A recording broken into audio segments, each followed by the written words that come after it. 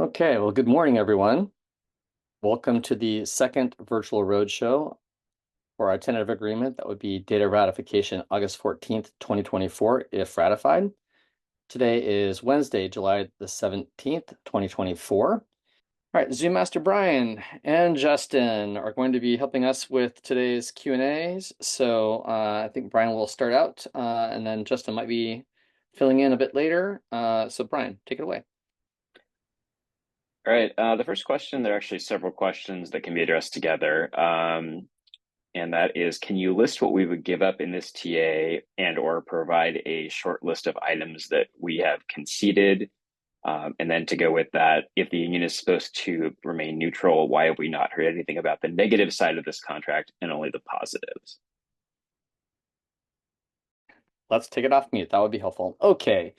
I can give that a try, and then group, you can help me out if I miss anything. I'm sure Paul will have something to say about this. Now, I'm going to say that before I get into a list, I have to give the disclaimer that we need to look at the agreement in the full context. So, when you say if there's anything that we gave up, such i.e., concessions, that's always in the context of that we often trade things or that there might be something that replaces something. But I understand the question. So I will do my best to answer the question in the spirit in which it was asked.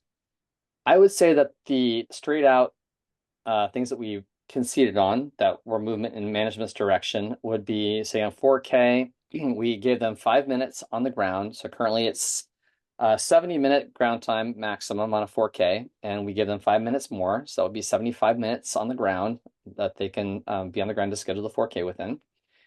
The quarterly point reduction, there's been lots of chatter about this. We've talked about it before, but the elimination of the quarterly point reduction, so the 4 that goes to 3, that's again, there's a trade-off though, which is that we've implemented the state sick bank, which arguably can absorb the same flexibility as the QPR, but it is something that is different. And then I really have a hard time saying that there's any more just direct giveaways. There's more trade-offs, such as the two banks, just talked about that, the state sick bank and the CBA bank, that it is a difference, but I have to qualify that state law basically requires there to be two banks unless the one bank is fully protected. We can get more into this a bit later. I'm sure there'll be a question about this, that that Alaska was not inclined and is going to stand by this as hard as we do on the 480 or the 10.5 hour duty day, that we would like to maintain or improve those, which is that they do not want to fully protect our accrual at 1 TFP for 10 accrued. So, so the two banks, but again, we think that's a state law requirement. New Year's Eve, New Year's Day, arguably it's a trade-off. We've slid the New Year's Day from midnight to midnight to 2 p.m. on New Year's Eve to 2 p.m. on New Year's Day. We've seen some chatter on social media that some flight attendants believe this is a concession. We see it as being a wash. You actually will now have additional opportunities to get premium on New Year's Eve, and it's also with the trade-off that you will now lose the ability to get the premium after 2 p.m. on New Year's Day. So to us, it's a wash. But remove the cap on ER conversions. That, however, comes with a trade-off in our direction. So there's an improvement where now there will be double time on every single ER conversion when the company converts you. So although the cap is removed, it's premium every time. And then the management immersion program, is that a concession? It's that we would allow managers to come on, shadow us for service duties only. It's somewhat similar to us shadowing the CSAs when we had that walk a day in the life of the CSA. A lot of flights really enjoyed that program Making the and connection. be valuable. So Yeah, I think of that as help with trash or cleaning the bathroom. exactly, especially depending on who you have on the plane. I personally would like nothing better than to hand certain people a trash bag or to show them how to do recycling and see how much they enjoy it. So there's that. And then lastly, and group chime in if I missed anything after this, is the PPP we increased it by 5 TFP average per month, so it goes up by an amount, by 20 TFP. But the improvement for that is that your state sick bank goes towards the qualification as well. So any state sick leave usage goes towards the PPP. So again, the trade-off. Right. Well, and also boarding pay. And we also increased the amount to $4,000. Thank you, Paula. Yeah, there's Sure, a no couple worries. more too. Please go ahead.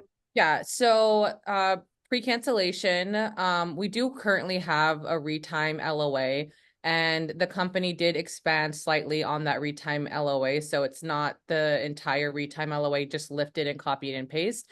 There are a few more exceptions in there, and it's in a bullet point list 1, 2, 3, 4. All of those requirements have to be met for a flight attendant to not be able to waive pay. Just as a clarification, I think there was some confusion yesterday.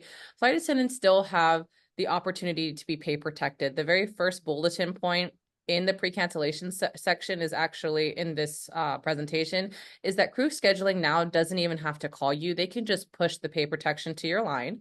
So that's still a possibility. And then if a flight attendant doesn't want to work through any of the new systems we have in place, the language for the current system still exists. You can still call between 6 and 8 and hear what they have and have the possibility of being pay protected. So that hasn't gone anywhere. We've just expanded the ability to self-assign during pre-cancellation situations, and also allowed crew scheduling to just give you the pay protection without having to call or notify you or spend time calling back and forth. And then the next one, when it comes back to me, I'll talk again. I think James back. Yeah, there's CB and UB not counting towards the PPP in the agreement. Today, union business and company business TFP count towards the threshold, making the threshold, and we did remove that in this contract. Yeah, so I think also it's, it's a very good question, but at the end of the day, I just want you to, when you think about a contract, right, we're building basically a framework for 7,000 people, and every single person here has got a different situation, different way they like to fly, and you're trying to, it's like a one size fits all model for everybody. We know from the survey that the majority of people, absolutely 10.5-hour duty day was basically untouchable, as well as increasing the 4K flying. There are people out there that would be happy to fly longer flights because they want to maximize on that day and bring it down. So, we have to go with what the majority would actually want when we do this. So I think it's really up to the individual to look at this, analyze it, and see, what do you think is the perceived negative aspect of it, because it might not fit the need that you have in this particular provision. I just want to say, just kind of blanket statement, that we were extremely methodical when we went through all of these provisions, because we took what was the biggest pain point of flight attendants across the board in each section, and we tried our best to address every single one of those things. For example, with reassignments, we know that bait and switch during severe regular operations, you come in, you're like, hey, I'm here to work, I pick up this trip, and then you reassign me. We had to address that because, that was such an important thing for everybody. So like I said, our thought process throughout this entire contract negotiation was to really take a bit from everybody's situation and do our best to make this the one size fits all package for everybody. Yeah, and I do want to say that management really had other ambitions in these negotiations. They did want to expand your duty day. They did want to increase the 480 and have more operational flexibility. And we pushed back on all of that. And I remembered my second point.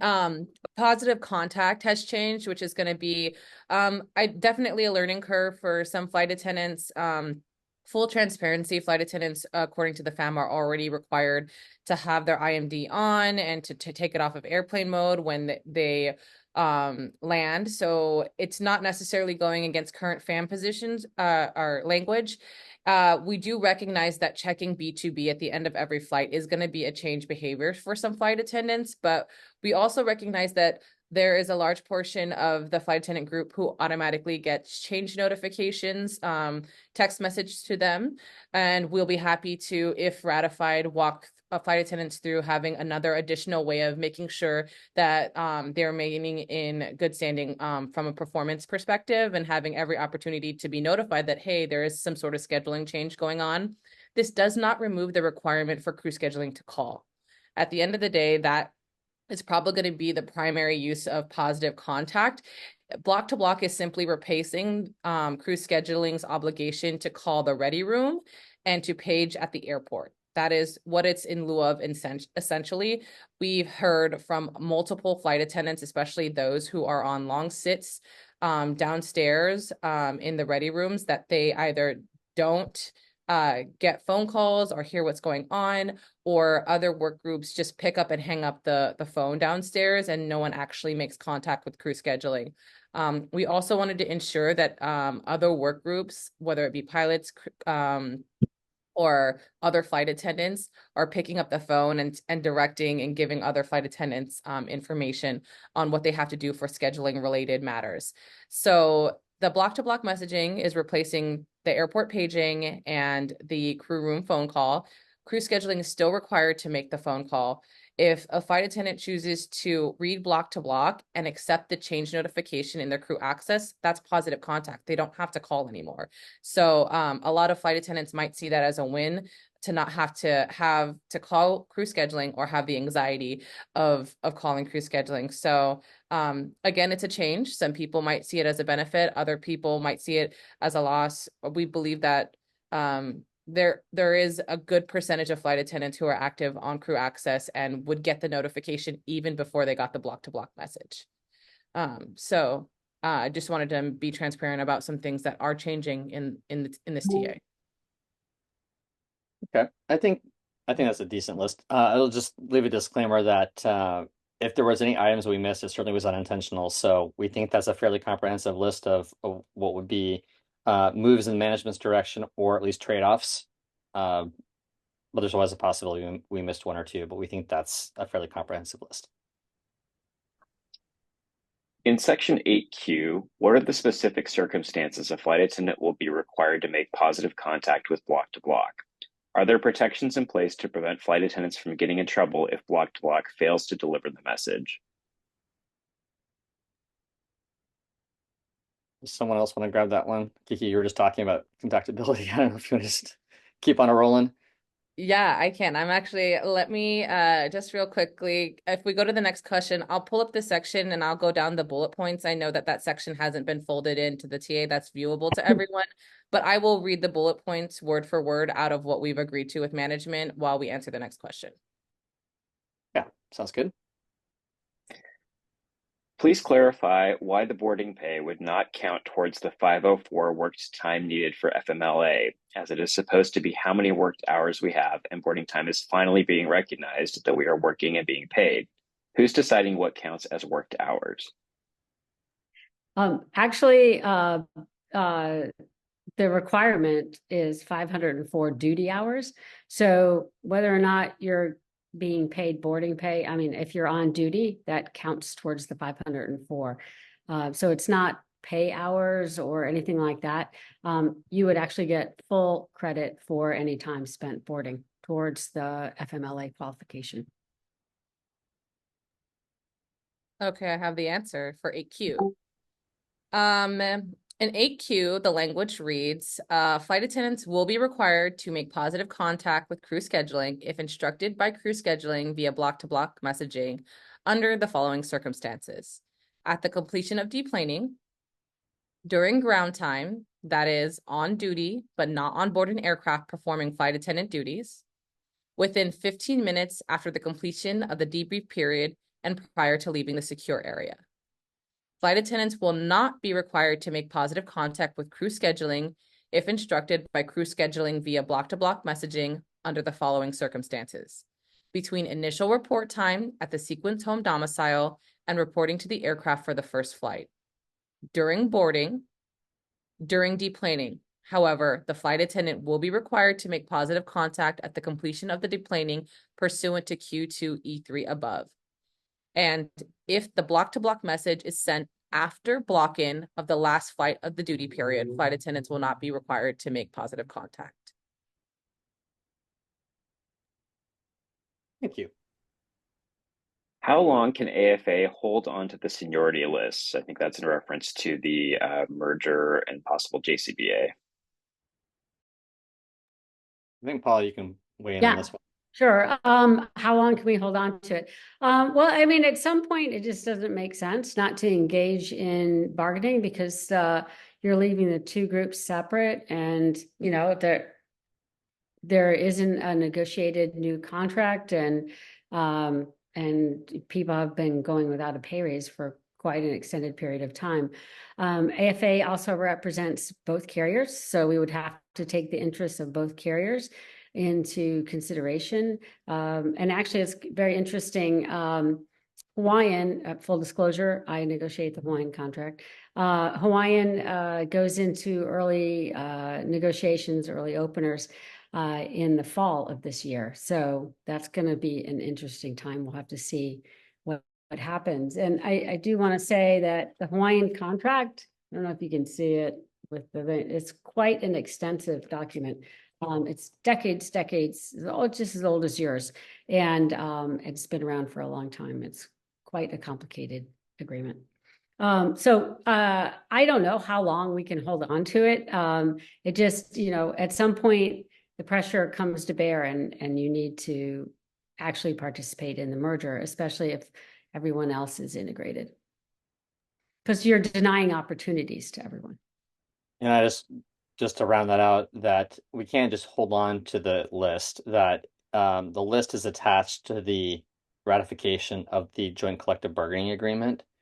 So I think that's what Paul is alluding to, is that if we were purposely not engaging in joint negotiations, that really could go on for only so long because we represent both carriers, and particularly if Hawaiian has an interest in merging or having to merge the contracts together and to have integrated flying, we would have to be responsive to those needs as well.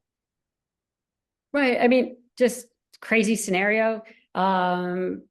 The company decides that they can't merge the operation, so they have less of a requirement for flight attendants. And so they start to furlough all the Hawaiian flight attendants. You know, that would put AFA in an untenable situation and we would have to address it. So you just never know what would crop up and kind of accelerate what happens. That's true. I just want to caveat that with that Alaska management has said that they would not furlough any flight attendant or any employees, or at least any represented employees on both sides. So that is perhaps more of a theoretical, but it is always possible that Yeah. Alaska management could change their position because there's nothing that Right. I'm put in sure writing about they that. they did not say that thinking that we would never merge the groups. True. All right, next question. Why is the increase at step 16 so much lower than the other levels? Well, okay, I'm not sure, just the percentages off the top of my head. I think there's two other steps that are below 20%, so I don't think it's necessarily below the other levels. Yeah. But I understand the question. The spirit of it is, why is there not a higher increase at the top of the scale?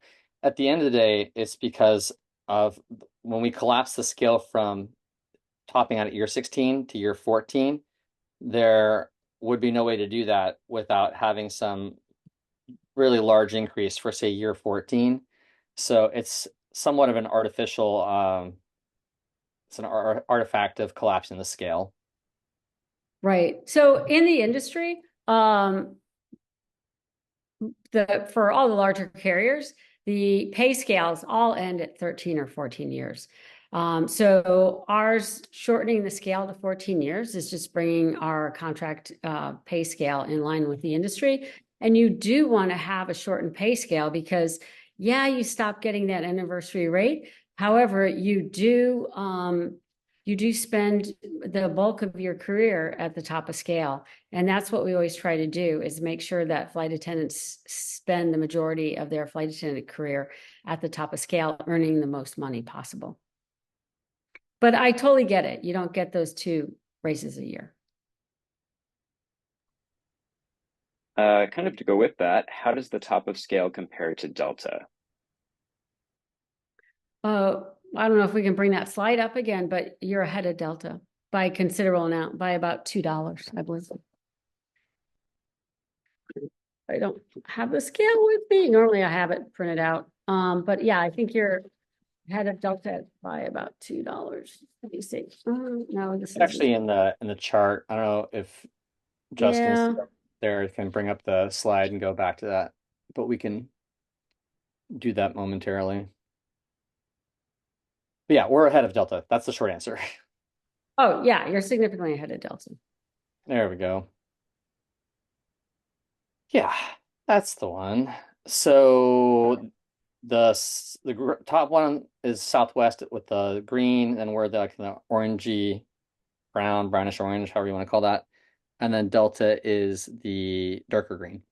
So yes, we're above Yeah, that. you can see that Delta tops out at year 13. Southwest tops out at year 14. United is 13. And American is 13. B, you guys with the TA rates are ahead of Delta, are higher than Deltas at every single step, and not taking into consideration boarding pay. Because they have boarding pay too, although yours is a better formula. Okay, next question. How many ER days can a reserve be assigned during bidding if there's no limit to how many times a reserve can be converted in this TA? Back-to-back ER days are exhausting. When a line holder picks up reserve blocks continuously together, does that count as ER conversions if an AM block is combined with a PM block and that makes the AM block change to ER days? There I'll was a answer few this questions one. in there. Go ahead, Kiki. I'm reading the question. So for the first question, how many ER days can be reserved, be assigned during bidding? The answer is none. That's current contractual language. Reserves can't be awarded ERs on their bid line. Back-to-back ER days are exhausting. Affirmatively agree. When a line holder picks up reserve blocks contiguously together, does that count as ER conversions if an AM block, well, I guess that's one question. The answer is no. The language is specific to crew scheduling, converting flight attendants. So when flight attendants pick up the phone call to get converted and get converted, that will count as a conversion. Also, if they accept the conversion through crew access notification, that is also considered a conversion. Does that count? If an AM block is combined with a PM block and that makes it an AM block change to ER days, that also does not count. It has to be crew scheduling converting the flight attendant. Okay. Please explain the reasoning behind changing the TFP conversion rate from 1.13 to 1.11. How does this benefit the flight attendant work group? Yeah, I can handle that one. So, because that's the actual conversion rate, there's been a lot of talk about what is the conversion rate over the years. It's something that we've monitored periodically based on when we're in negotiations, but based on more recent technology and the ability to track all this data a lot better, we've been actually tracking the actual TFP conversion rate over the last several years and keeping it's a running average of the TFP conversion. So that 1.11 is actually the hard TFP to block hours conversion across a whole year. And it's actually remained fairly steady, although it's been decreasing slowly over time. So when we started negotiations, it was 1.11 and it's remained there or actually even dipped slightly below that. So it's no longer 1.13. That's the actual conversion. We feel a responsibility to use the real numbers. Now, how did it benefit flight attendants? It actually benefits when we're using the conversion for comparing to block, depending on which way we're going. So we try to use it strategically to our advantage in negotiations, and feel that we did a pretty good job with that. In regard to boarding pay, we check in an hour prior. Was there any discussion for one TFP from check-in? Yes, there was. There was lots of discussion about how to track time spent on duty and pay.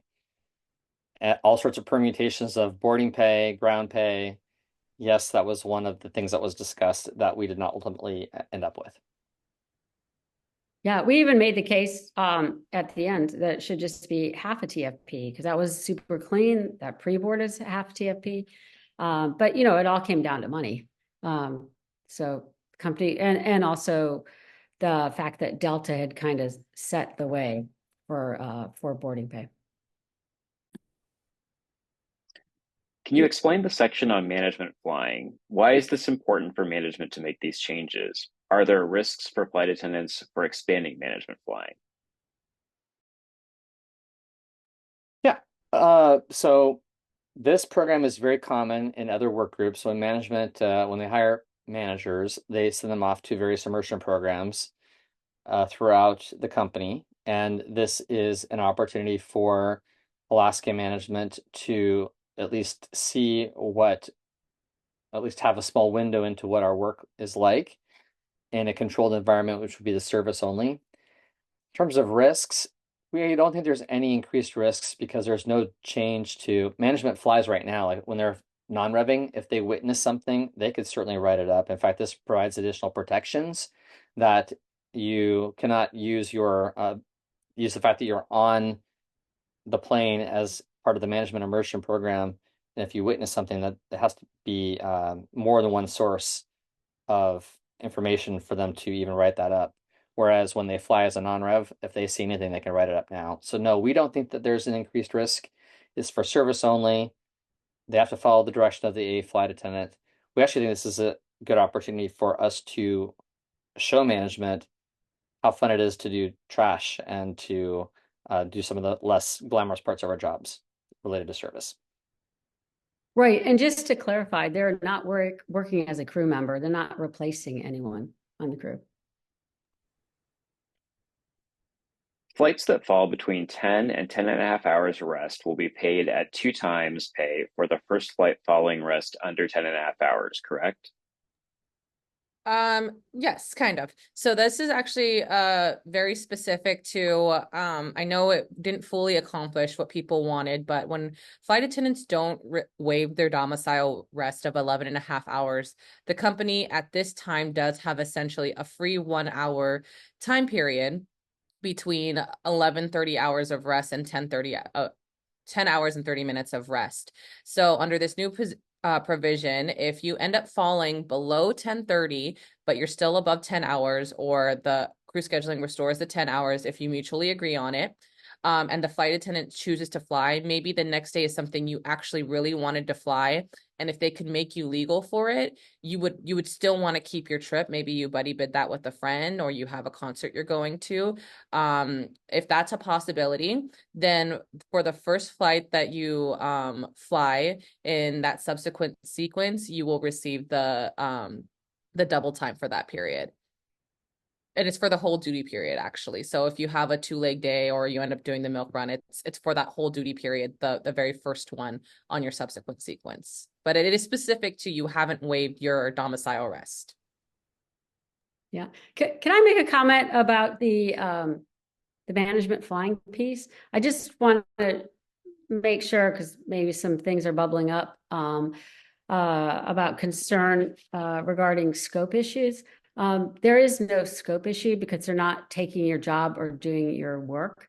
It's the A flight attendant directing the management person on what they should do. And if the A flight attendant is like, you're just in our way, sit down, they have to follow the direction of the A flight attendant. I don't necessarily think that's the best course of action, because they should understand how difficult your job is, and the only way they can do that is by doing some of those duties. But they're not taking any work away from any flight attendant. I just want to make sure that was clear.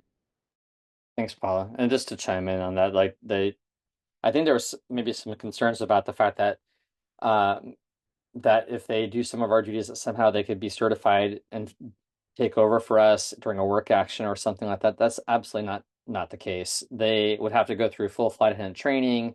They don't have FAA certificates. They can't sit on the jump seat. They can't perform safety duties. They would still have to go through full training, like anyone else. If there was to be a work action, that's how management would have to respond to that, is by sending others through actual training. So it's not a scope violation. Great. And there are super protections in the contract. There's a 2% cap on flight or management individuals who can be certified. And also it specifically says that they cannot work during flight attendant work action.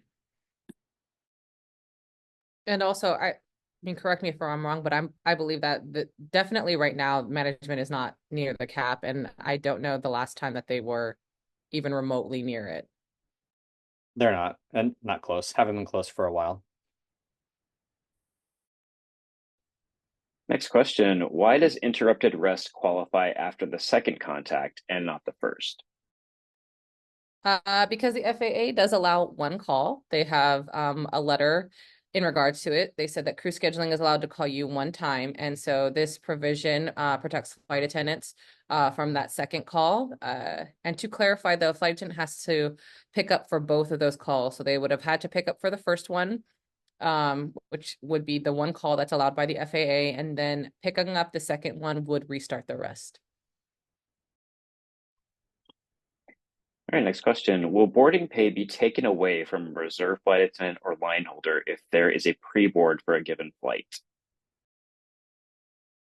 No, you both still get the pay. So if you are pre-boarding for another crew member, you would get the half a TFP, and the crew member, once they show up to do the flight, would get the 0.42 TFP. Next question. Currently, the contract says that a reserve can request to be released on the last day of their block after the last flight of the day they would be legal to work has departed, and they must be released if crew scheduling has no further flying. In the summary, it says 2 times rate for the airport standby period if assigned airport standby past the last flight on the last day of the block. Does this mean that crew scheduling won't have to grant the request even though the reserve wouldn't be able to work any flights and only do pre-boards? Correct.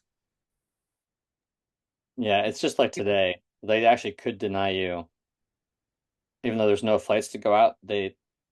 Well, I shouldn't say that. It's not like today. They could keep you for airport standby, but the trade-off is you're getting the premium. Right. Because even today they can keep you because of through flights. I think the only difference I should point out is that today that notification would have to come before you got in, that there was no other scheduling obligation on your line of time. And now this is a change that if there is something operationally necessary when you block in and you haven't been notified that if you're calling specifically for that reason, that there's a possibility you could be assigned airport standby and stay. But you always have the right to check your block to block when you get in. And if you have nothing there, you can go home.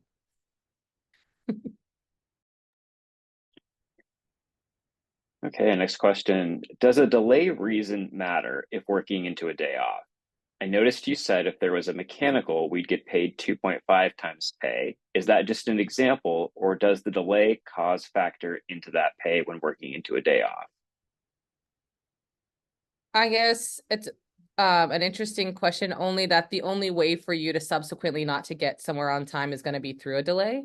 Whatever triggers that, it really doesn't matter. But that would be the reason that you weren't, or reassignment, not getting to where you're going. It doesn't matter. To answer your question, it doesn't matter why you're working into your day off. If you fly, past midnight on your day off, if you block in after midnight, you are entitled to 2.5 times pay on your day off for that flight. All right, next question. There have been strandings while doing DFW, et cetera, turns this spring. We had to overnight at DFW. In our case, we diverted to Albuquerque and had overnight there. Is either of these unscheduled overnights considered a reassignment with the protected higher pay? So yes. So in that specific situation, it would work out great for a flight attendant because you'd be paid time and a half for the 4K that you were supposed to work on day 1 and didn't complete. And then if you were on your scheduled day on for day 2, you would also receive 1.5 times for working the leg back to Seattle. Or if you had another 4K scheduled on that day, you would be paid 1.5 times for the second 4K that you didn't complete. So the reassignment section is very lucrative.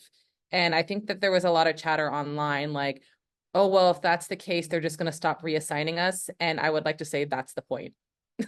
Like we were given instructions to preserve lines to make sure that everyone had schedule integrity, and we are making it very, very expensive to interrupt flight attendants' schedules. That was exactly our direction with ER also. We were unable to eliminate it, so we made it so expensive that hopefully the company backs off of it. Okay, the next question. If the NMB determines we have to shelve our TA to work on the JCBA, is this final or can we fight this decision? Well, we can't fight it in a court of law or anything like that. We have to understand that the National Mediation Board has authority over our mediation, and they set the dates. So they can decide to say, well, you know, this isn't going anywhere. These talks are not productive, so we are not going to schedule any more mediation dates. In that situation, there's no way we could force the company to bargain with us. They would have to voluntarily sit down outside of the National Mediation Board or the mediation process and negotiate with us. Obviously, we would do everything within our power to bring to leverage everything that we could in order to bring pressure to bear on the company to come to the bargaining table. But there's no way we do not have anything that would suddenly force them to come to the bargaining table. I will say I've done several merger negotiations, and the further down line you get to the merger, the more distracted the individuals you deal with are. They all the people we would be across the bargaining table with are charged with dealing with the integration of the two carriers. So those individuals would be very distracted and busy, and it might be difficult to schedule time with them. All right, in section 10, what exactly is considered a minimal schedule change?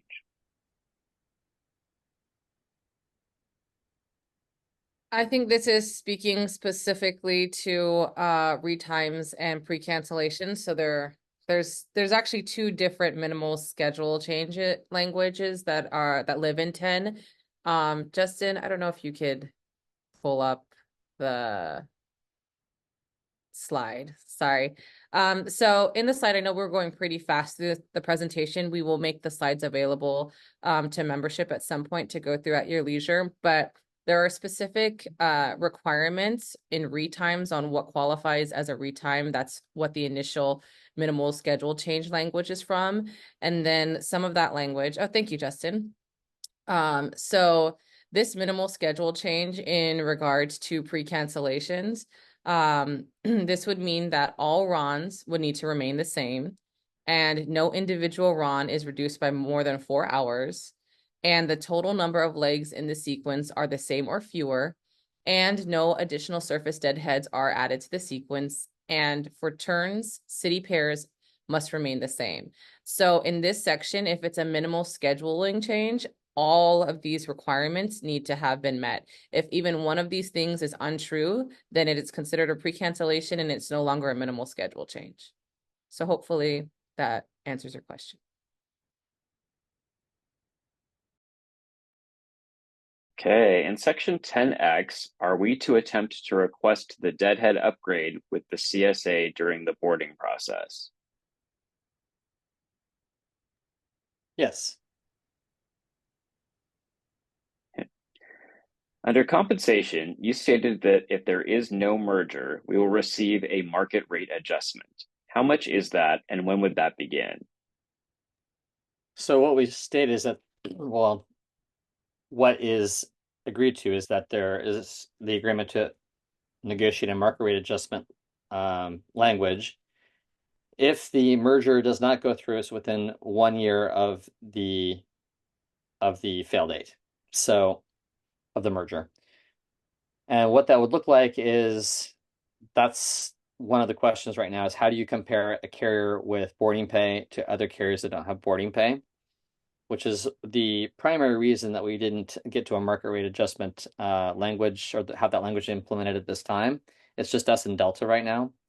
So we can't say. We have to negotiate it right now, based on what the industry landscape would look like at that time. We're anticipating that Americans likely to get boarding pay, but you never know till they actually get there. So we would anticipate there's going to be some sort of mechanism of comparing boarding pay carriers to non-boarding pay carriers, block to TFP.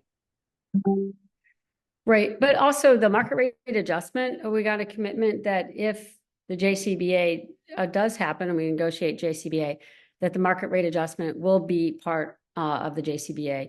And we all know that, the pilots in the last round of negotiations got an 11% increase because of the market rate adjustment. Okay. Was an effort made to increase vacation pay to 5 TFP? If so, why is it still 4 TFP?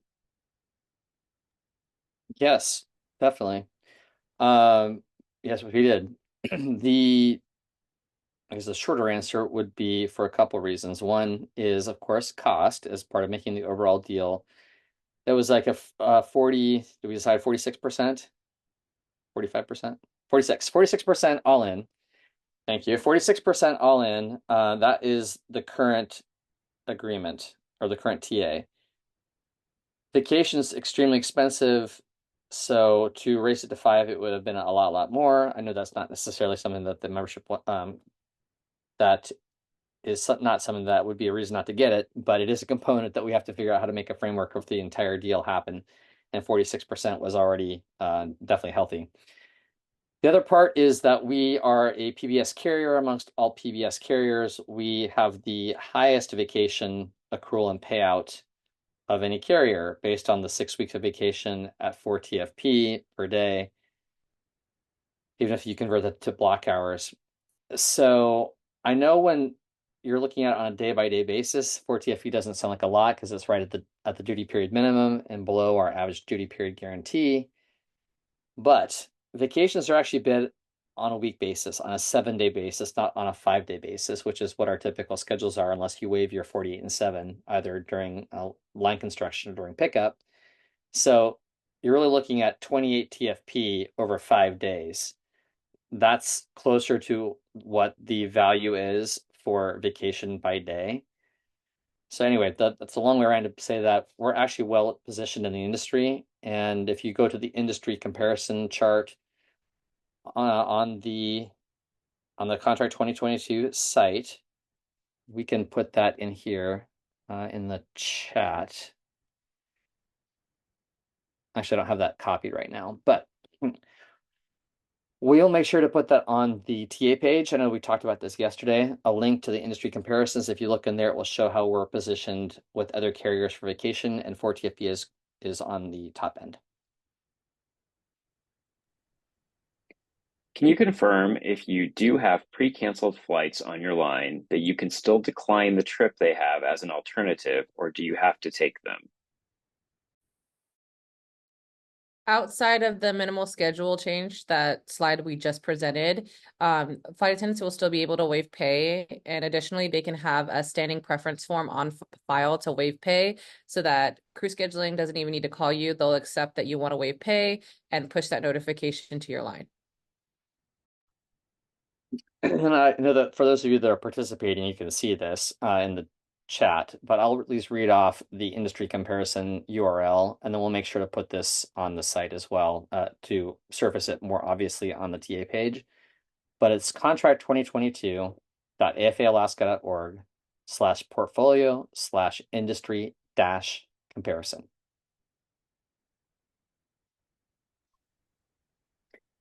When is it probable that the verification periods for sick bank will be implemented by the company over holidays or high flying times? The verification period, is that correct? Yeah, I'm referring to the state sick leave bank verification periods. Right. That's hard to say when they will do it, but yeah, anticipating when they would likely ask for that, it would be over some of those critical periods. But just keep in mind, this is only for the state sick bank usage. For absences that are 4 or more consecutive work days. So if it's 3 days or under, you're not subject to that. And that the verification period does not apply for any use of the CBA bank. So it still stays the same, just like today. Do I understand correctly that preventative care, such as normal everyday doctor's appointments, are only covered by the state sick bank? Technically speaking, yes. When I'm saying technically speaking, I don't know what the tracking mechanism is, and I'm not aware that management specifically tracks sick leave for preventative care, but there would be nothing to stop them from clarifying that preventative care is not allowed under the CBA bank, but it is definitely protected under the state sick bank. When you retire, will the state sick bank hours roll over to your traditional sick bank for payout, or will you receive payout from both? Or do you lose the hours in the state sick bank? Yeah, so at the end of the year, if you have any TFP greater than 40 in your state sick bank, you have a choice. You can either put that, roll that into your CBA bank for continual accrual, or you can get cashed out whatever's over 40 TFP at the end of the year, just in cash.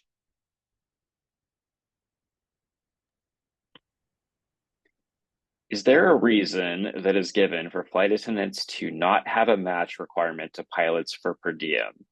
I understand that their salary is higher, but for what reason should flight attendants be expected to eat less than pilots? Right. That we have separate negotiations, that it's all part of the overall bargaining process. So no, we're not expected to eat less than pilots. The reality is that we proposed a higher per diem, and just based on the context of the full deal at 46% all in, we would have liked to have increased the per diem a little bit more and weren't able to make that work. This is the best trade-offs that we could, where we got a little bit of everything in the contract. Just keep in mind, however, that as the per diem increases, that depending on where we fly, that the CONUS rates are already set for every destination, and Alaska does track that on a station-by-station basis. So if you are laying over at any of the less expensive CONUS localities, such as, say, the Midwest is a good example, you are probably already exceeding what is considered to be tax-free. So you're getting taxed a small amount of the per diem on that layover.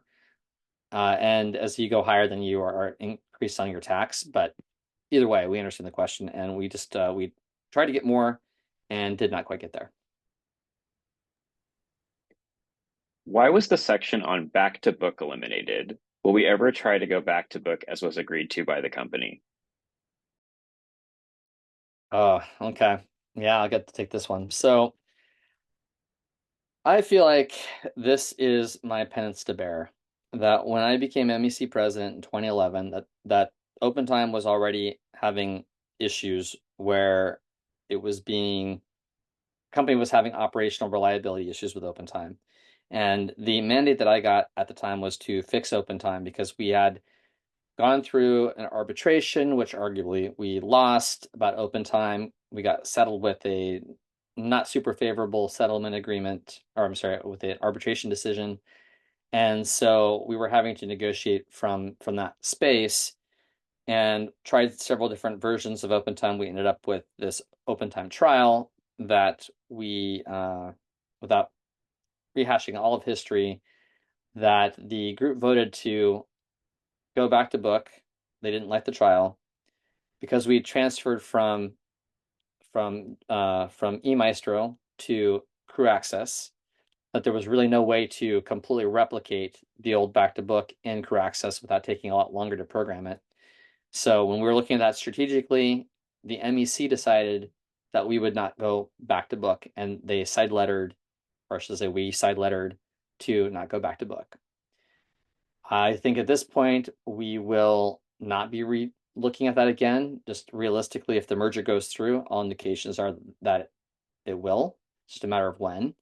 That we would be looking to integrate our open time and Hawaiian's open time in some way. So going back to book is not a likely outcome.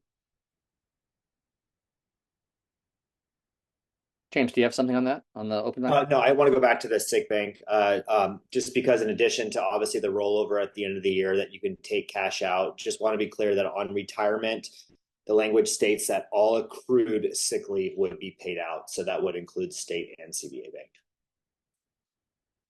Sorry, yes. I'm not sure if I maybe misunderstood that part of the question. Thank you. Okay, there was a reference. Oh, you ready, Kiki? Yeah, I think it's my turn to take over, I think. Thank you so much, Brian, for your time. Appreciate you. We are at the end of our scheduled time with everybody. However, yesterday we did stay for an extra hour to answer more questions. We have 93 questions open. The committee has committed to stay for that same length today. So we will continue to answer questions. We understand if people have to drop off. If you would like to continue this process and get more answers, you're more than welcome to stay. Also, just want to add that we will be taking the questions and answering them and posting them online, in addition to the ones that we're answering on this roadshow. Yes. Right. At some point, like we're still working on getting the TA out, but just want to clarify that every individual question, because there's some that are very similar, we might end up collapsing them together, but we do intend to address the questions when we have an opportunity. In 8Q1, how long does positive contact last with Microsoft Teams on airport standby? That is, if you respond to a Microsoft Teams for pre-boarding at the start of airport standby, is crew scheduling exempt from calling me if they have another assignment during the same airport standby? Are they exempt from calling you? No. Like they could continue to message you in Teams messaging and then also call you with additional assignments on airport standby.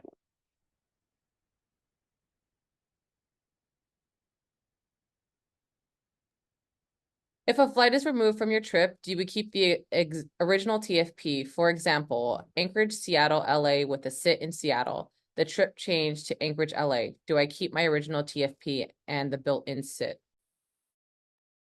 I'm not sure what they mean by that in terms of keep, but just like today, nothing's changed in terms of pay protection. So sit is not pay protected.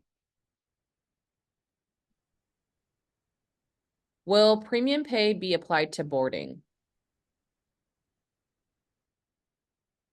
Premium pay. No, premium pay is on flights flown. If reserves cannot trade the assignment, does that mean they are not able to switch positions for the same flight if a different position becomes available? I can answer that one. Just like today, line holders are not able to trade their premium open time trips with the same premium open time trip in open time without first calling crew scheduling and asking crew scheduling to make the adjustment. It'll be the same for reserves, or when you arrive on the aircraft, you can call crew scheduling and ask them to make the adjustment at that time. Did you consider a full value payout regardless of TFP sick leave value? No, we did not. Do I lose my bank points since 6 is the max? I somehow still have 9. No, any of your bank points still roll over, including those that are over the current contractual maximum accrual of 6.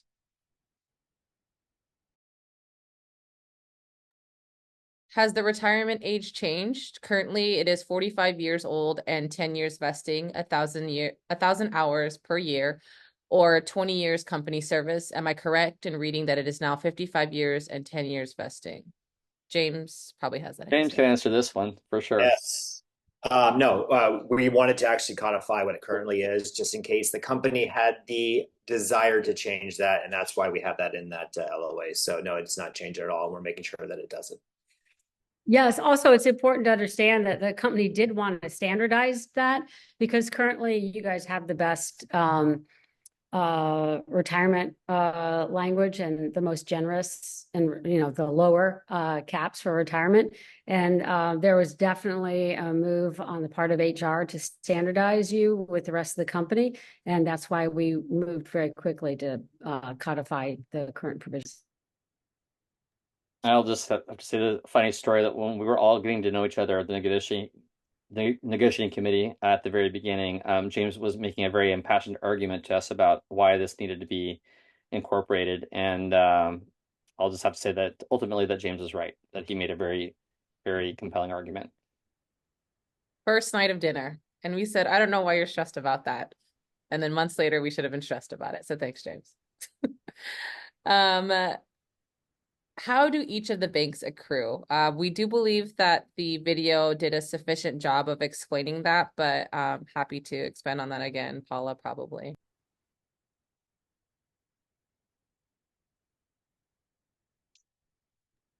Or I can. Yeah. So how do the banks accrue? The short version is that it's the same total accrual as today, 1 for 10, but it's broken into two different banks. So it's 1 for 30 into the state bank and 2 for 30 into the CBA bank. So it's basically 1/3 of your accrual of 1 in 10 into the state bank and 2/3 of your accrual on 1 in 10 into the CBA bank.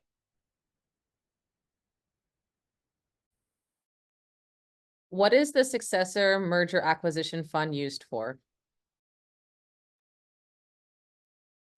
It's used for all the expenses the union incurs during representing the flight attendant group during any merger for seniority integration, negotiations, outside consultants, anything that incurs a cost during the merger. And we had a $1 million merger fund for the Virgin America Alaska merger, and that was very helpful. It helps us defray the costs for the union and maintain dues at the current rate and not charge any assessment for the increased cost. What happens if block to block doesn't work, like it happens often, and as a reserve, I miss the crew scheduling notification? Will I still receive a no-show? If you miss, could you repeat that one more time for me, please? The block to block notification, if you miss it? If you miss it. What happens if block to block doesn't work, like it happens often, and as a reserve, I miss the crew scheduling notification? Will I still receive a no-show?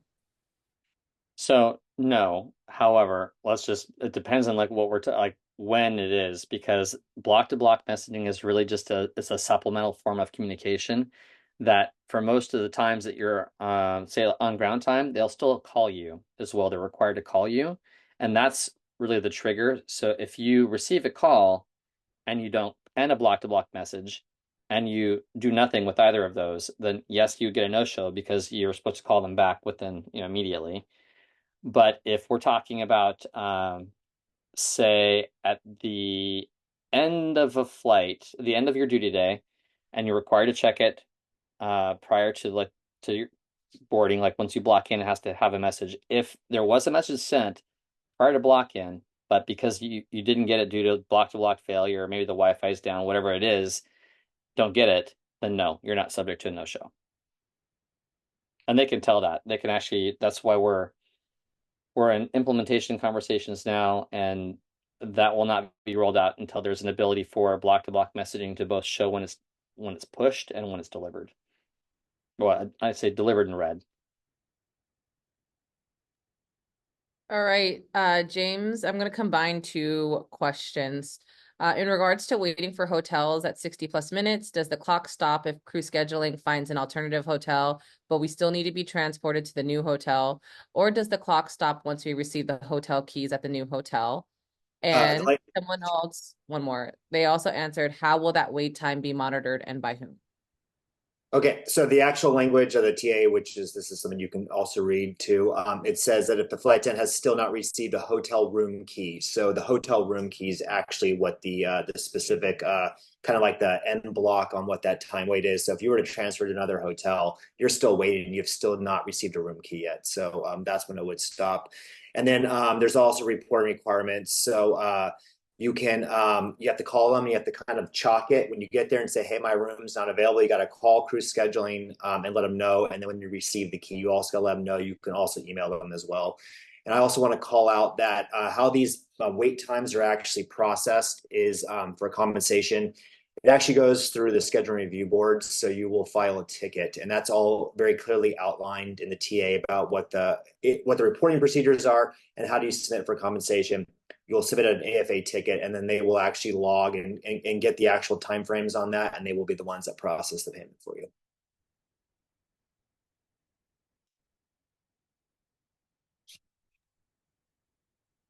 I think we answered the first part of this question, but I think the second part is worth noting. When are the verification periods for state sick bank? How is it determined? And this is the important one. Is it the same for everyone? Okay, so management determines when they are.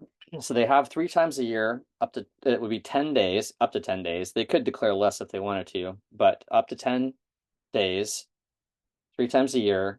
And it is the same for everybody. They have to give at least 2 days of notice prior to the verification period. If you start an absence prior to the verification period being announced, and that absence transitions into the verification period, that absence is exempt from the verification requirement. Conversely, if you, let's just say if you missed the notification of the verification period, or you just change your mind either way, but if you know that there's a verification period, you initially code your absence as state sick leave, you can change that to CBA prior to the end of the next sequence. And then the CBA usage is not, it's exempt from the verification period. So there's ways to get out of it too.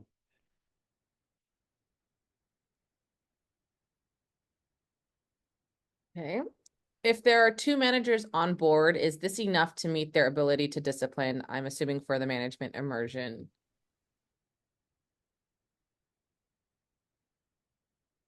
Oh, you mean if there's 2 people on board as a management immersion?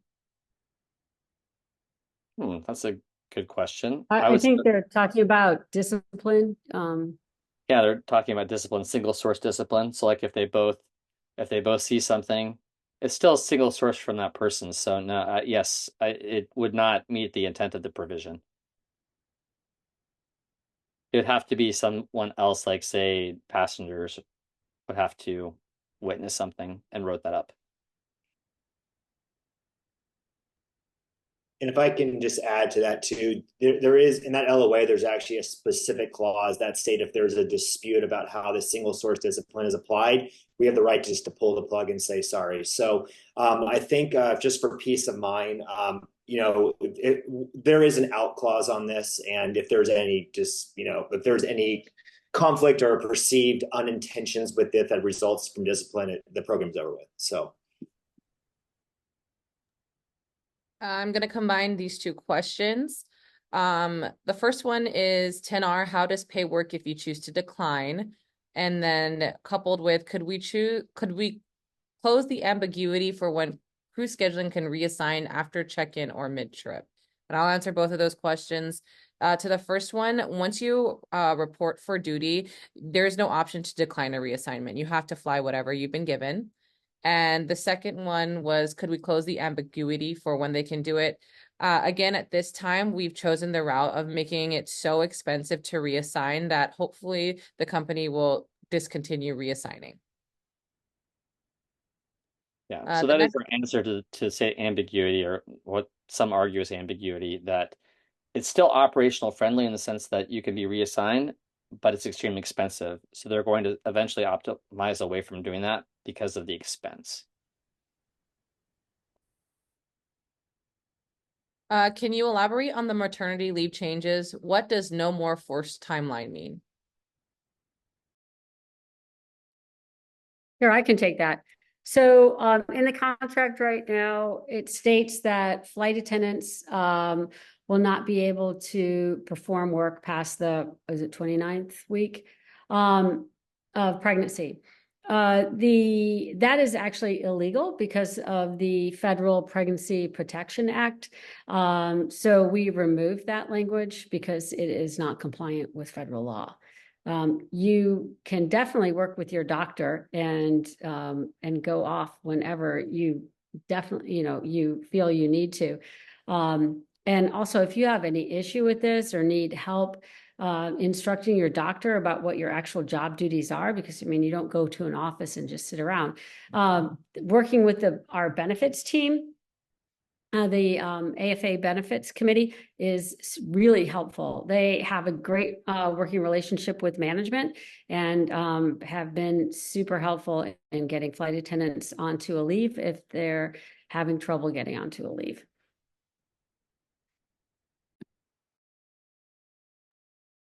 Thank you. Are there any provisions for holding the company accountable for when crew access fails on, say, drop day, or where an update to the system makes it not work? That is, when we switched to this current version and to search for layovers, we had to enter the location in caps, otherwise it wouldn't work. This was fixed afterwards.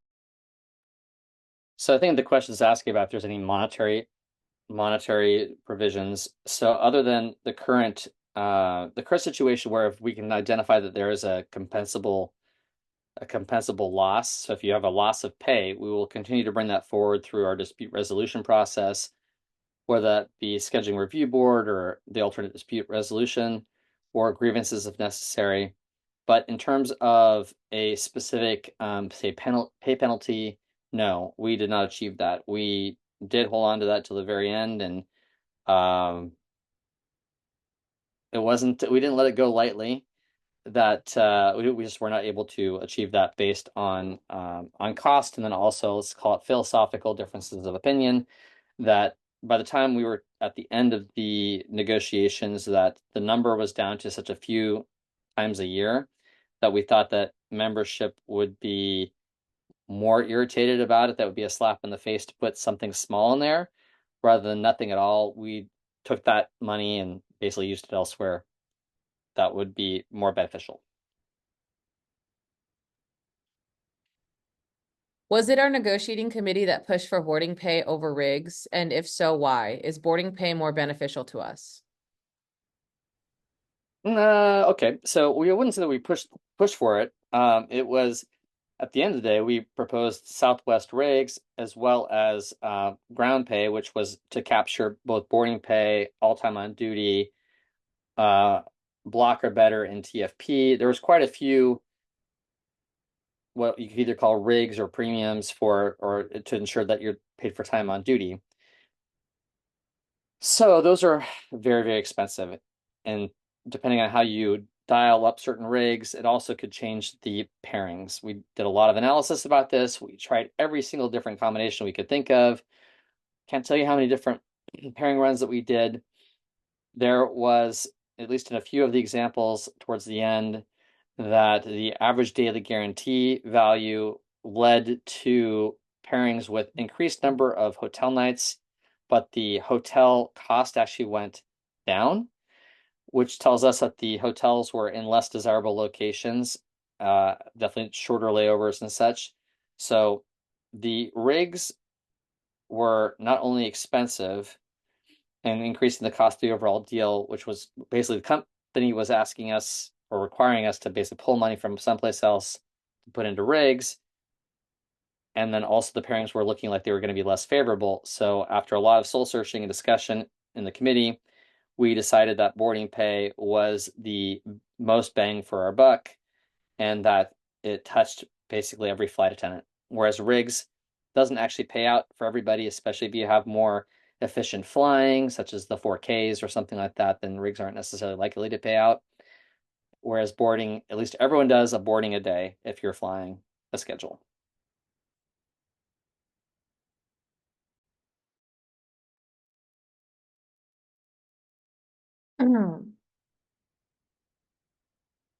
Did part of the reassignment talk or language in the contract actually clear up what is considered an IROP? And I guess I can go ahead and answer that. Again, it falls in line with the same ideology that the language and the situations around how and when reassignments can be executed has not changed. However, it is very, very expensive to reassign flight attendants now. Well, in the TA. I have worked other union jobs in the past. When a pay increase was accepted, we were given full back pay from when the last contract expired. Why are we not getting full back pay when our contract ended?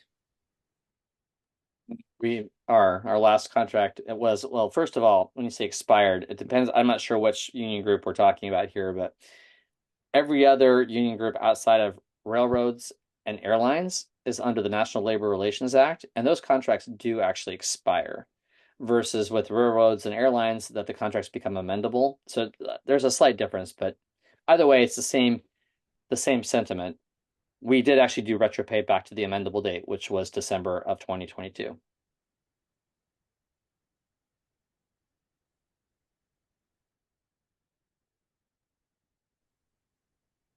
With a state bank, upon ratification, do all flight attendants get 40 TFP in their state bank, or only if they have 40 TFP in the sick leave that gets moved over? Yeah, it's the latter. So if you have, it's whatever you have in your CBA bank. If you have more than 40, then 40 is moved from your current bank into the state bank. If you have less than 40, all of that's moved into the state bank.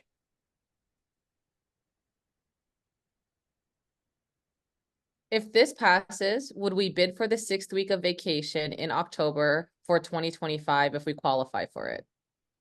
Yes.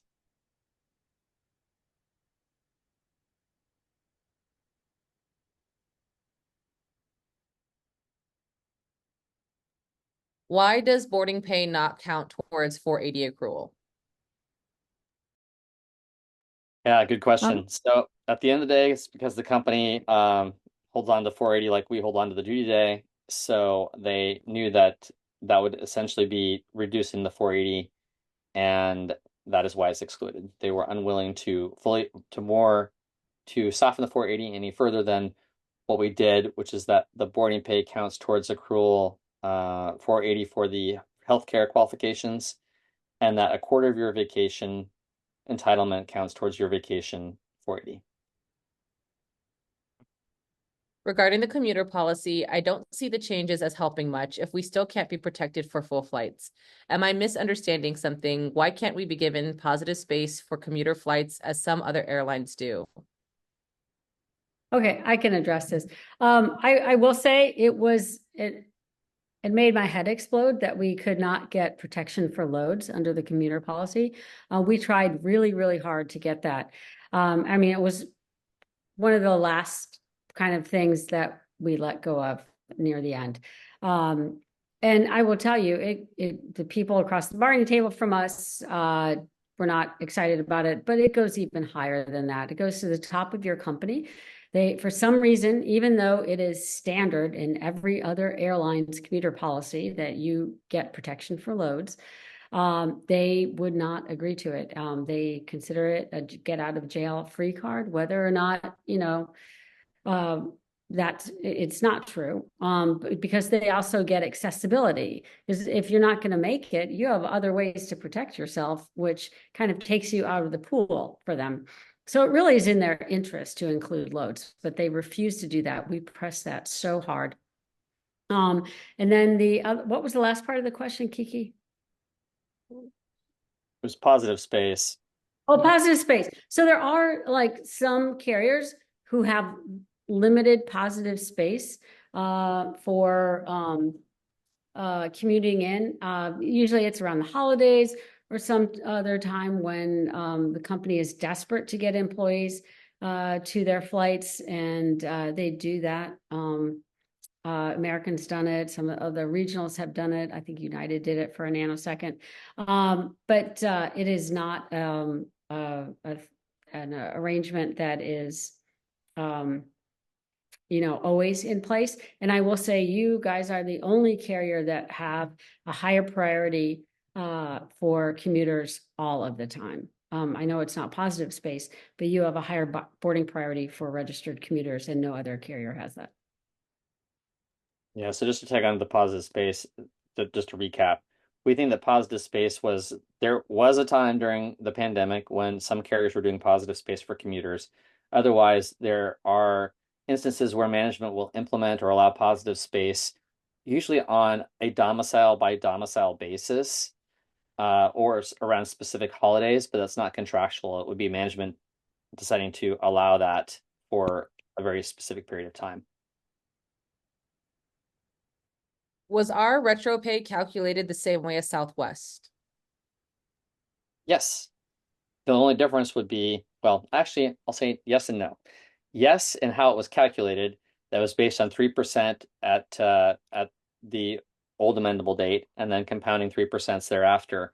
But Southwest was out there for 5 years, so negotiating. So there was that many more years of compounding interest, which is why those checks were not much bigger. It was just a lot more time involved. We've only had, was this 21 months since the amendable.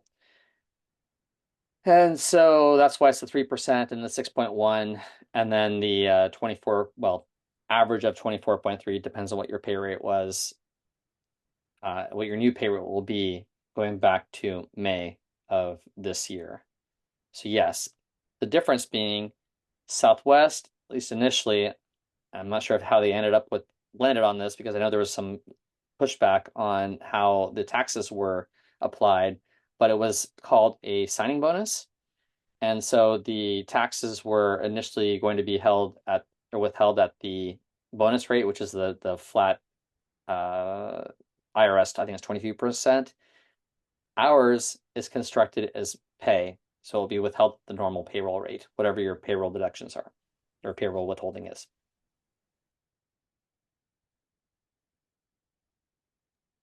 In reference to the management immersion, will management use this opportunity to test service and propose equipment? No, yeah, they can't use it for that. This is for people who are outside the division and such, that generally speaking are outside the division. So no, management has other processes for testing, which they usually use flight attendants, and also our in-flight service committee that they work with. Also, many of you see Matthew Coder out there. Matthew will go out and do testing, flying as a flight attendant. So those processes will remain in place. How long will the company take to implement the pay changes? They aren't known to be very quick to implement pay changes, much less make the correct changes. Well, that's a really broad question. I'm not sure if we're specifically referring to just the new pay rates. Those will go into effect right away. So the retro will be right away. We think it will be the first major payroll date after data ratification. So that would actually be September, based on the August 14th ratification date. And the new pay rates would be in effect. If you're asking about other pay provisions, most of those will go into effect in very short order. Most of those will be the following day, not actually DOR, but DOR plus 1 day, so 8/15. And then there might be a few others that are falling behind that, but most of them are right away. Why are we allowing language such as company discretion and good faith?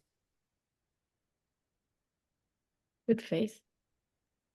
I'm not sure where the good faith is without doing a search, but company discretion sounds familiar. We could say at management's choosing. I'm not sure if that makes a difference. So I will refer to the general sentiment. Why are we allowing management to determine something?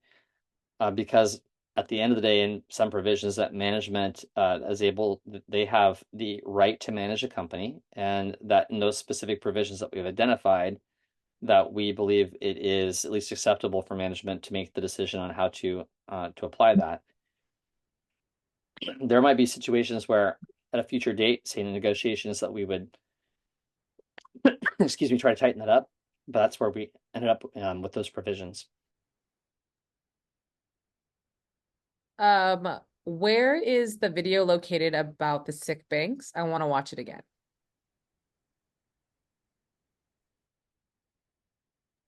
Good question.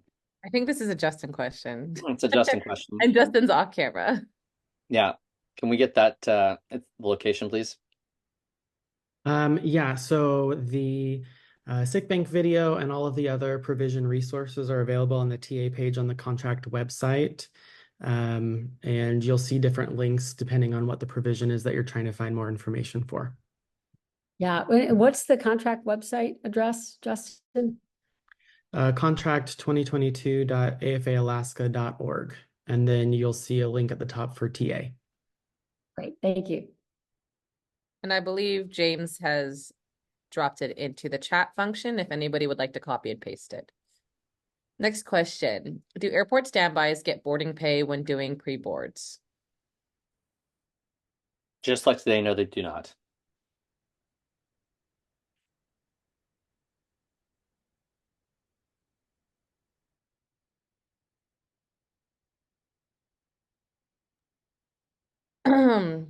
We keep hearing that we are in line with the industry, but the company promised us industry leading. What happened to their promise? Well, okay. So I guess that really depends on your perspective on this. So with boarding pay, we are industry leading. There's no question about that, especially at top of scale. But you can see that in there. If the question is about like why aren't the base pay rates without boarding pay included, not industry leading, it's that there was other provisions that AFA wanted. All of it's part of a pay increase. So management was willing to do industry leading, early on in this process. We could have probably had close to, well, would have been at one point probably the Southwest rates prior to Southwest getting an agreement. Remember, as soon as Southwest got a ratified agreement, they pivoted from industry leading to, I think, what was it, industry competitive. So they were willing to do high pay rates if there was nothing else in the agreement, like bare bones. But clearly we wanted other things. So there were other objectives such as the reassignment premiums, which were hefty, the ER double time pay, 401k increases, per diem increases, et cetera, that when you add all of those up, they were no longer able to agree to industry leading pay rates with the context of the full deal, which was the 46% all in.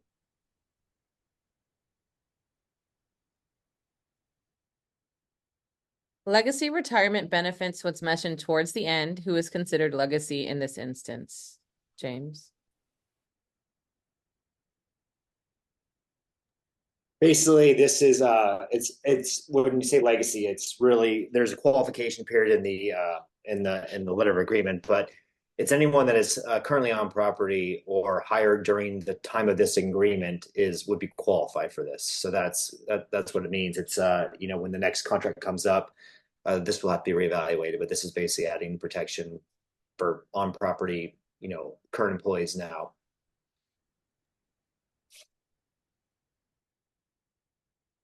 Flight attendant specific, but that was implied. No, I didn't say that.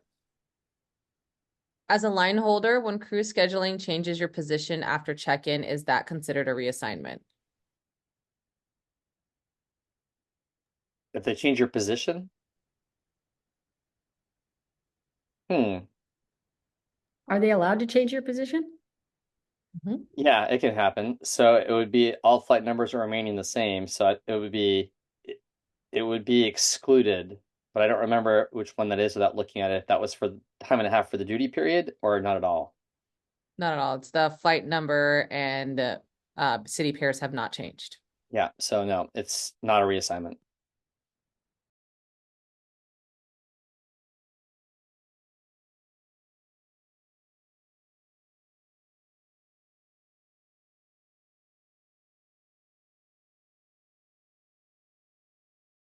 Could we have premium pay added for red-eye flying? This would help address the lack of regs, in addition to placing higher pay rates for health hazards, shift working.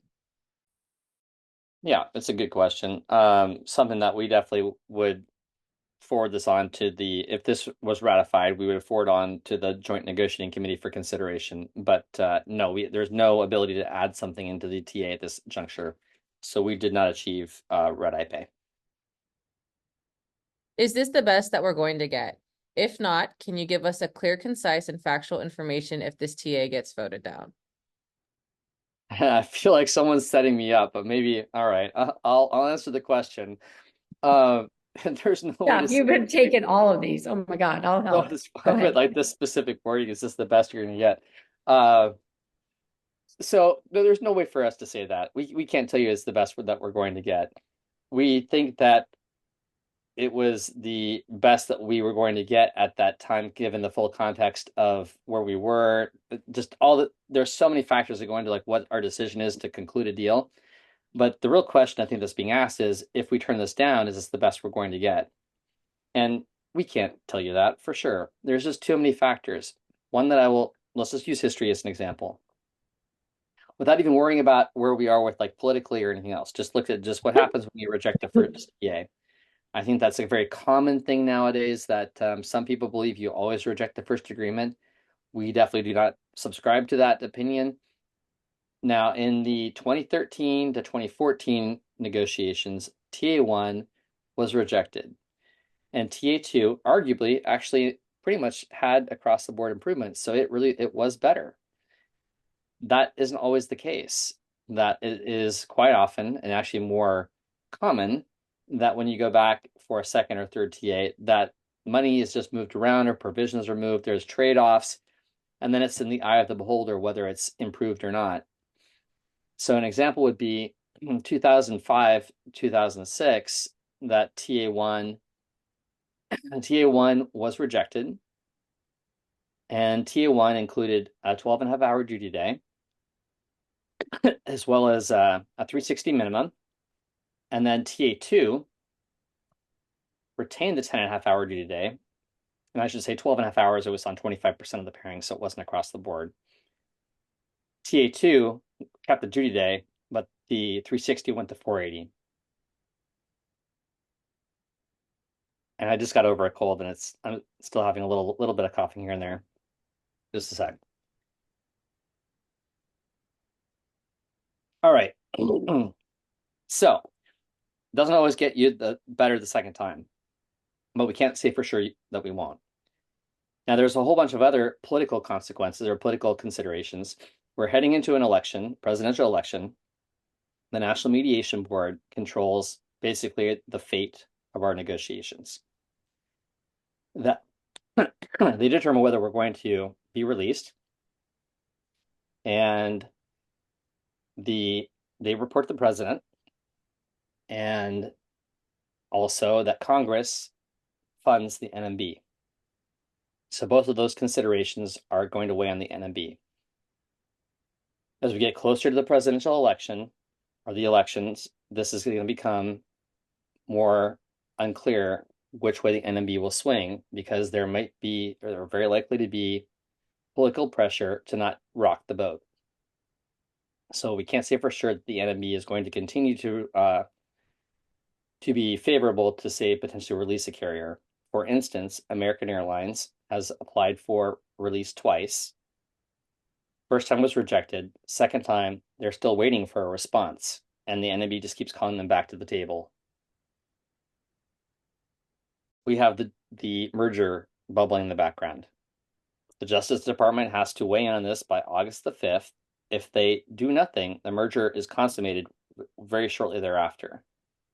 If they weigh in and say that we're supposed to take, or that Alaska has to take concessions in order to affect the merger, and Alaska has to determine whether they're going to dispute those concessions or if they're just going to go through with them. That could take several months or longer if they're going to dispute it through the court process, or they just do it. So between all these pieces, we could either have like a merger happening very shortly or by fall, or a presidential election and or congressional changeover happening very shortly that could affect where the NMB is in terms of potential release. So all of that put together, there's absolutely no way that we can predict for you what would happen if we turn this down. We could go back. We'll try to make it a fast turnaround as quickly as possible. There is no guarantee. Well, if the merger doesn't go through, then we have a little bit more time, in the sense that we are still maintaining separate groups, and that we would go back to the table as fast as we could, assuming that the MAC doesn't replace, change out the negotiating committee, which they could do. Or at the end of the day, like as the chair, I serve at the pleasure of the MEC. So if nothing changes, we would survey membership and try to get back to the table as quickly as possible. If the merger does go through shortly after August the 5th, we have to begin merging together the MECs within 90 days of transaction close. That means that we have a new MEC election involving the president, vice president, secretary, treasurer. We'll now have 8 LECs, the 6 from Alaska, 2 from Hawaiian. And we would begin the selection of a joint negotiating committee. So there's a lot of uncertainty, and we can't say for sure which way it would go. Thank you. With ER conversion cap removed, does that mean a reserve can be ER'd more than the current 2 times a month? The answer is yes. However, current language, the company gets 2 freebies before they start paying. And when it's voluntary, it's only paid at time and a half for the subsequent one. And when it's involuntary, it is paid at double time, but they still get their first 2 for free. So now every single ER conversion is double time, regardless if you volunteer or don't volunteer into it. Were there any changes to open time or crew access? No. Oh, well, yes. We increased the TSN. Otherwise, no. A reserve is assigned a trip and decides to post it for grab. Is the TA addressing the situation where a line holder wants to work the trip and is unable to because of the current contract provision? The answer is no, that has not changed. James, if we have an issue with our hotel room and the hotel is unable to provide a new room, will the rules apply regarding hotel compensation? 0.75 TFP paid if it takes longer than an hour for the new hotel room. 400 compensation if we book our own. Currently as written, that wasn't the application on that. That is something though that this is like actually receiving your key. So you've already received your key, and then whatever. The route that I would go with that is obviously file a crew care on that, just so the hotel committee has visibility, which also goes to API as well as crew hotels. And then if there's some significant delay, like a kind of one of those edge cases, you can always file a ticket, and then through the scheduling review board or ADR, there's always opportunity to look at the facts and then actually come to some kind of like one-time resolution on that. Again, anything that's hotel related, it's actually specified in the TA that ADR and SBR is the avenue for that. So that's how we would address that. If your contract month coincides with the TA, how does the increments work? I believe if your date of hire pay step rate increase is the same month as the DOR increase. Well, I think the simple question, well, the example that would be the most illustrative is if we're in August, or we will be in August by the time we get to date of ratification. So let's just say if your contract increase was on August the 7th, you would get your old pay rate at the new rate. So I guess your old step. Let's just say if you're year 10 right now, you would get your new year 10 rate from May through August. The day I said was the 10th, whatever date that was. So year 10, then year 11 from that date thereafter.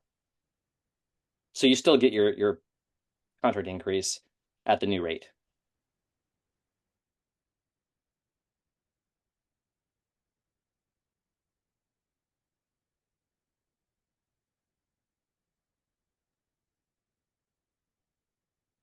I need to understand pre-cancel better. Are the parameters the same as far as the trip must not fall out of 2 hours before or after the check-in and return? Answer is yes, that is still the footprint, 2 hours before, 2 hours after. I heard I can fill out a form in advance so I can waive pay. That is correct. You can have a standing preference form saying you want to waive pay. If I don't, they can give me a like trip and I can't waive pay in the moment. That's a little bit more complex because if you choose to do none of the options, you don't want to have a standing bid preference, they haven't issued pay protection onto your line, you are still required to go through the process outlined in pre-cancellations in the current contract, which means you would call crew scheduling and you would go through the same process just over the phone. So they would talk to you if there was nothing that was within your footprint. They would have the opportunity to release you with pay protection. If they did find a like sequence and you weren't interested in working it at that point, you can waive pay. So the current provisions and pre-cancellation still exist for flight attendants to access. If you would like to call crew scheduling, that is still available to you.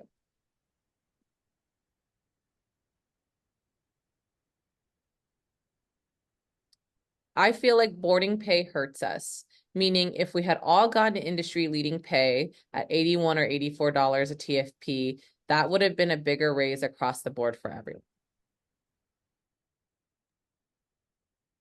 Okay, well, thanks for the feedback. There's different ways of looking at this. So yeah, one way to go was what the Southwest is what TWU did for Southwest, which was to go all in on pay. Got to remember too, though, that they just have different flying. So for them, with so many boardings, boarding pay may have not been as favorable and may have cost too much, depending on like what they were looking at. But regardless, if it's all in the rates, it goes across everything, which is, sick leave, vacation, et cetera, et cetera. And we did look at that. However, what we heard from membership loud and clear is that we need to be paid for all time on duty. And we felt like, after discussing this with the MEC, that we all were in agreement that boarding pay was more favorable to our overall position with the public, that we need to be paid for all time on duty, and that is a step in the right direction to eventually achieve pay for all duty time. So it's a step in the right way, and that's why we went with boarding pay rather than say all in on the rates. Right. And if you add 8%, if you look at the cost of boarding pay, it's approximately 8% to the company on top of the rates. So that would probably bring the top of scale rate up to 79 from the current 74. But yeah, as Jeff said, our whole campaign to the public and also what we were hearing for flight attendants is that there was all this time when they were working, the hardest, which is boarding, when we weren't paid. So we felt we had to stay very true to that message. And we felt that that's what flight attendants were telling us also.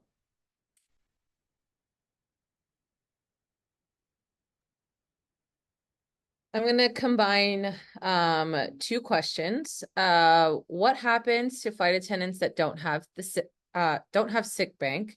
They don't have the 40 TFP to put into the state sick bank because life happened. And then also, am I correct that the state sick bank is more difficult to accrue and goes back to zero at the end of year? The state sick bank. Oh, go ahead. No, you can go ahead, Paul.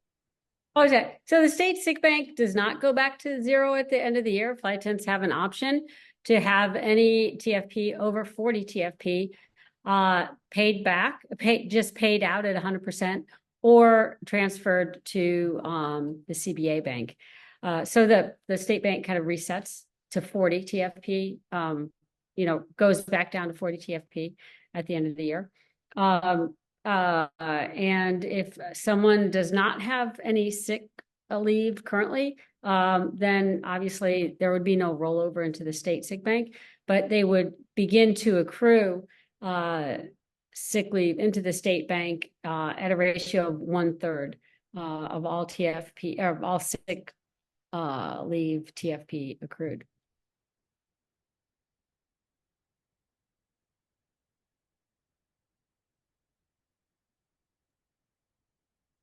Is there a straightforward way to calculate our boarding pay, which I think they mean the effective boarding pay raise? We used a 9.0 turn. What about a 5.0 turn? Well, it's going to depend on how many boardings you have at the end of the day. Yeah. So, the four boardings, 5 TFP turn was the 33.6%. But I'm thinking that half of that is going to be if you only have your standard 2 boarding turn at 5 TFP should be theoretically exactly half of that, but we can do that real quick. So 0.42 for a boarding times 2 is 0.84. So the new value would be 5.84 divided by 5 is 16.8% increase.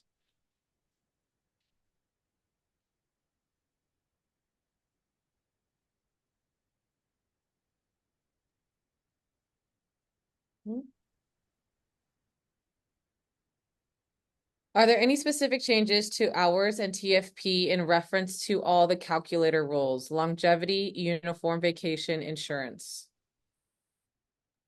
Yes. Well, longevity is going to be eliminated. So there's no more longevity premium or PTO.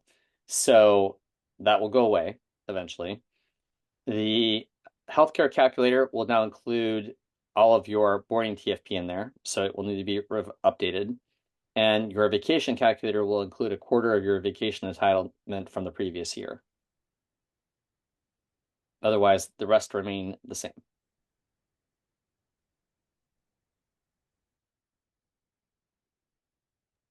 Why do we only get 1.11 for block delay and not for ground delay? We're not that far from getting all our duty paid with the delays and sit delays. Wouldn't it be simpler to just pay a rate for all hours on duty? Well, some of it's cost at the end of the day that no one cost and industry comparators that no group gets paid duty time for all time on duty, at least amongst flight and pilots. That being said, is it easier? Yeah. Do we want to do that? Don't know. I think that there's trade-offs. So let's take a look at like an example would be East Coast. East Coast is worth a decent amount of TFP, probably 15 TFP, 14 to 15 back and forth from the West Coast. And that's a single leg duty day, probably around, say, 6-7 hours. So we would be moving to a 14-hour duty day. We're not going to achieve being able to take our TFP rate and make it into a duty rate because you always work more duty hours than TFP in almost all cases. And it would significantly change the way that the value of our pairings. And so it could have unintended impact to the way that we bid for pairings. And we have to be very methodical about that. You will get no argument from me or anyone on the committee that we do think that flight attendants are due pay for all time on duty, and it's extremely important to achieve that. This is an incremental improvement, and that will have to be probably a multi-contract effort across several carriers. But as far as like the TFP rate or the block hour rate in duty time, I think more analysis needs to be done before we just go all in on that concept.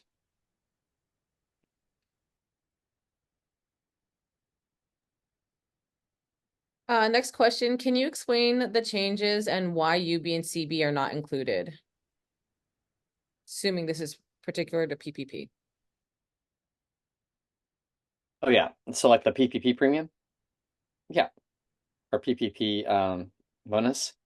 Yeah, we've heard you loud and clear that some of you believe that union work and company business work, that those that do that work, especially on a more full-time basis, have easier access to certain provisions such as the PPP. And so the negotiating committee, believed that this was the best way to ensure that we, as union officers and people who do company business work, are flying a certain amount in order to achieve the PPP. So at least 40 TFP from other sources other than the CB and UB. Thanks. What routes are management allowed to fly for the immersion program? Or can they use a flight today to fly to Cancun as a management immersion flight and then stay for a week and come back on another management immersion flight? Well, Okay, there's nothing I suppose that stops them from doing that, but that's not the way the management immersion program works today. Like they typically send the management immersion people out on certain on their like for a block of time, and it's not pleasure time. They actually are out of the office. It's considered office time.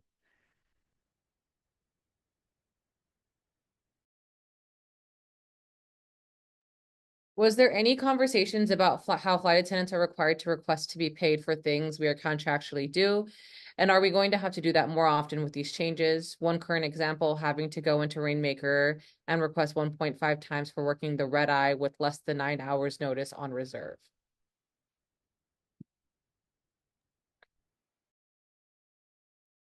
Okay. As much as possible, we're working with management to implement, make sure that all these, as many provisions as possible are going to be automated, and crew pay is on board with that concept. In fact, they've mentioned that several times that we should not be relying on manual processes.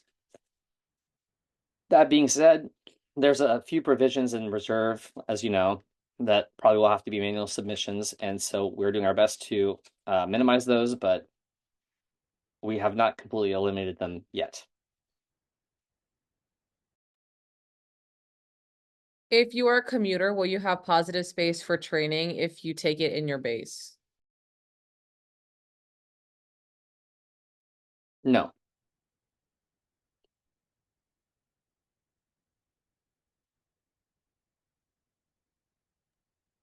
If it's a state law requirement regarding state bank, why are pilots and agents not having the same state bank in their contracts?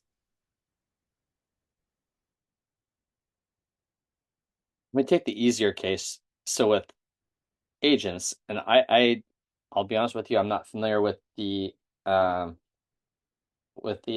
contract specific to cops. So I will at least speak to how the state leave laws are applied to CSAs on a state by state basis, wherever the stations are. So if you're, say, based in Washington, so you're a Seattle based CSA, because they're actually working in duty hours, I'm sure that they're applying the 1 for 40 on duty hours worked to the CSAs. I can't speak to if they have a more rich CBA provision. So that doesn't, I just am not able to respond to like if they do or do not have a second bank. I don't know the answer to that. That being said, pilots is a much more complex scenario because the pilots typically do not get disciplined for absences. It theoretically could happen. It is under, like, they have no point system. They could theoretically be disciplined for absences, but in practice, that is rarely the case. That's the biggest issue that would require protection under the state banks, is if you have discipline that could lead to, or if you have sick leave usage that results in discipline, that could lead to termination. Because of that, the pilots, well, I should say it also, pilots accrue in block hours. They also are paid a much higher rate. So I'm going to link these things up, a few of these things together, that they do not have the same disputes that we have or we see with flight attendants in terms of minimum wage, overtime, I believe pay timing. Sick leave is also one of those. So the company has not felt a need to go in and renegotiate a different sick leave system than what the pilots currently have based on liability. That they do not see the same liability as they do with flight attendants based on the way that we're paid, our sick leave usage patterns, our no fault attendance policy, etc. Right. The pilot sick leave accrual is also much lower. It's 5 hours a month. It's a set 5 hours regardless of what they fly. Okay. And this will be the last question, and it's our favorite crystal balls question, but there are some actual timelines that Paula can help answer. But how early can we start JCB negotiations if the TA is ratified? Oh, okay. So first of all, the transaction would have to happen. And we have to have a TPA or a kind of merger process agreement with management that we're in the process of finalizing. And then it really depends. First of all, the MECs would have to be merged. And then that has to happen within 90 days of the merger transaction happening or closing. And then a negotiating committee has to be selected, and then they have to be trained, and then we would have to survey the membership. And so, I mean, you're looking at it would be several months, many months before JCBA negotiations would happen. Yeah, if it was the fastest possible, let's just say if Justice approved the merger on August 5th or shortly thereafter, we would have the MECs merged together within 90 days. So that's August, September, October, November is 90 days. Post for the JNC, the Joint Negotiating Committee. So hire the Joint Negotiating Committee. Posting would have to happen. We probably wouldn't do interviews until January at the earliest, just to give people time to bid for the time off. And then hire them, so probably January, February, training, I would say spring at the earliest. That would be probably the absolute fastest that we possibly go back to the table as a joint negotiating committee.